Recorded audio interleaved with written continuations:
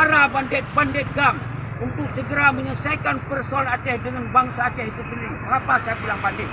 Karena ini tidak mewakili pada kepentingan bangsa Aceh, tidak mewakili pada perjuangan Aceh, tidak mewakili dari cita-cita para suada.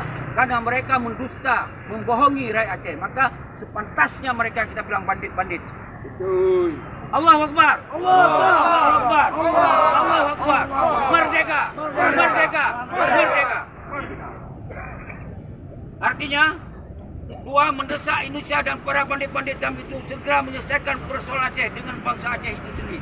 Karena perdamaian MOU Helsinki cacat hukum berdasarkan konstitusi pertemuan Aceh mereka 1976. Ini untuk saudara-saudara ketahui bahwa MOU Helsinki kami menyatakan cacat hukum karena tidak berdasarkan rekomendasi UN, tidak berdasarkan rekomendasi United Nations pada PBB, tidak ada rekomendasi. Dan kami menyatakan juga bahwa tidak ada rekomendasi dari Allah Yarham Tengku Hassan Tiro.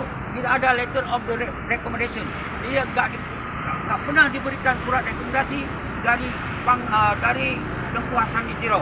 Ini boleh ditanya sama Malik Mahmud Darakarakan. Ada enggak surat rekomendasi yang jelas bahwa ini perdamaian ini disetujui oleh Tengku Hassan Tiro almarhum? Ini poin kedua.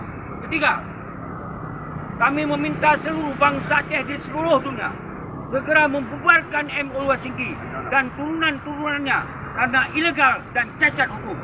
Poin ketiga, kami meminta seluruh bangsa Aceh seluruh dunia bubarkan MOU dan turunan-turunannya. Partai lokal semuanya yang menyangkut dengan poin-poin MOU harus dibubarkan. Setuju? Allahu Akbar. Allahu Akbar. Allahu Akbar. Merdeka. Merdeka.